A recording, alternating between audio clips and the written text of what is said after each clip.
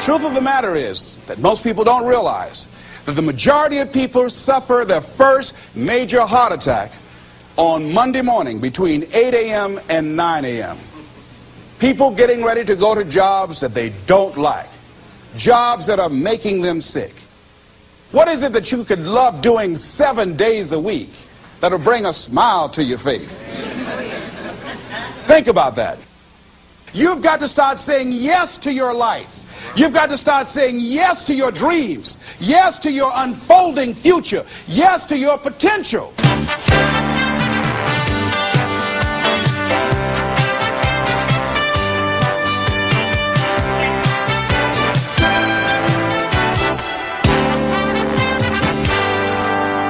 Les Brown's business is changing lives. He touches thousands of people each year. He talks to Fortune 500 companies and to personal development groups about how to find success and fulfill your dreams. In essence, his best message is himself, because Les Brown knows what it is to have come up the hard way. Les and his twin brother were adopted at the age of 6 weeks by Miss Mamie Brown, a single woman with little money and a big heart. The boys grew up in the low-income area of Liberty City outside Miami, Florida. In the 5th grade, Les was mistakenly labeled EMR, educably mentally retarded, and he became a child nobody thought would amount to anything.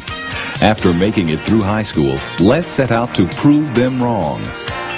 He started on the radio, moved to Ohio, and made himself a local star as a fast-talking disc jockey. He soon became an influential community spokesman. Then he ran for the Ohio State Legislature, where he served 3 terms and became chairman of its Human Resources Committee. Les Brown is now a nationally acclaimed motivational speaker who's taught thousands of people the techniques he's used to overcome the obstacles he's faced in his own life.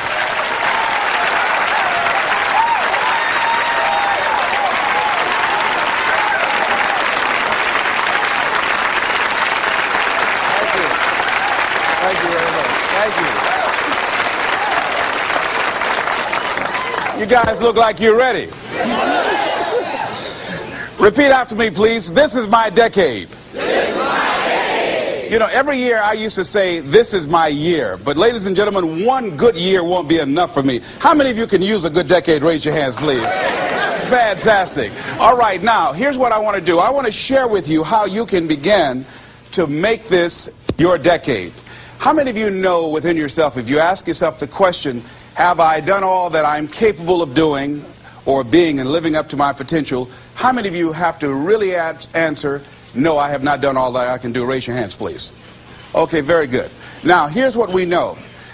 That people don't do what they know in life, but what they do is they operate within the context of the vision they have of themselves. So what I want to share with you is how to begin to get a larger vision of yourself and how to begin to make this your decade. Because in order to do that, it's going to be very challenging. It's going to require a lot of work on your part, an ongoing process of personal and professional self-mastery. And it's going to require that you begin to see yourself worthy of the requirements in terms of effort, in terms of commitment, in terms of action, in terms of preparation, or whatever it is that you need to do in order to take your life where you want to take it. So one of the first things I ask you to do is I want you to look at your life right now. And think about something that's important to you, something that gives your life a sense of value. Think about something that you'd like to have, or something you'd like to create for you or your family or for society. I want you to hold this thought in mind. Now, one of the first things I want you to do is don't worry about the inner conversation that you're going to have. Don't worry about how you're going to do it. That's going to come. You're going to develop a plan of action. You will find the way. You'll become the kind of person that can attract the people, the resources, and everything you need in order to make that become reality. But I want you to be mindful of your inner conversation. I remember once I was sitting in an audience, and Zig Ziglar, who I consider one of the greatest motivational speakers on the planet, he was giving a speech, and I was out in the audience, and I saw him going back and forth, and within myself I said, I'd like to do that. I can do that. And I leaned over to the guy next to me. I said, how much do they pay him to do that? And he said, $5,000. I said, I know I can do that. And I admired him. And then On the way home, when I was driving from Tampa, Florida, back to Miami, Florida, my inner conversation kicked in. And it said, Les Brown, you can't do that. You don't have a college education. Les Brown, you can't do that. You don't have the money. You don't have the contacts. You've never worked for a major corporation. What makes you think that you can make more in 1 hour talking than you've made working for a whole month? Now, I want to ask you a question. How many of you have ever thought about something you wanted to do and you talked you out of it? Raise your hand, please.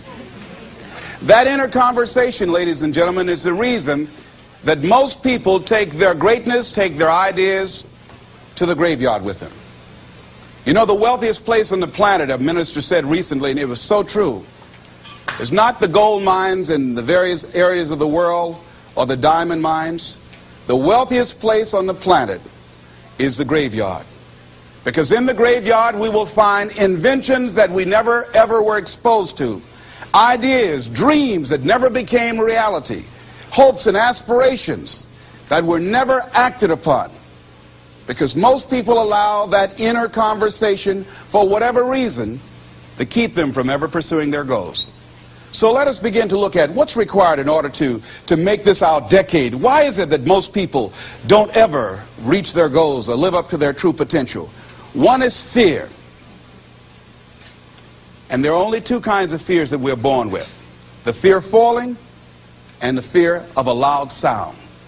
All other fears we learn, like the fear of failure. The next is the fear of success. That's one of the major challenges I had to deal with. I was working on a major project, and after it began to grow and it was extremely successful, I panicked and I walked away from it and gave it to someone else because I didn't believe that I could handle it. The other thing that keeps most people from reaching their goals is that a lot of people become comfortable. They stop growing. They stop wanting anything. They become satisfied. They stop looking at ways in which they can improve themselves. They stop putting things in front of them. I was reading something by a great man, George Bernard Shaw, and he said something to the effect that to have succeeded is to have finished one's business on earth. Like the male spider who is killed by the female spider the moment he has succeeded in his courtship. And he goes on to say, I like a state of continual becoming with a goal in front and not behind. I remember after giving a speech at a major corporation, a gentleman came up to me who was up in years, and he said, you know, that's real great motivation for you young guys, but I've done all my work. There's nothing else for me to do. I said, oh yes, you've got a lot to give. You have a lot to offer. The fact that you're still here means that your business is not through yet. The other thing that keeps us from reaching our goal is not feeling worthy. That's where a lot of people get stuck. Because see, when you don't feel worthy of your goal, you'll begin to unconsciously engage in self-destructive behavior, like procrastinating, constantly putting things off, squandering your time, and that's what life is made of. Something else that keeps us from reaching our goal, and that is many times because we spend so much time complaining and blaming everybody or everything. I'm reminded of a friend of mine who talked about the fact that one day he was walking by this house and some people were sitting on a porch, and there was a dog on the porch, and this dog was just moaning and groaning. So he was curious, and he asked the owner, he said, why is this dog moaning and groaning? And the owner said, because he's laying on a nail. He said, well, why doesn't he get off? He said, it's not hurting bad enough for him to get off.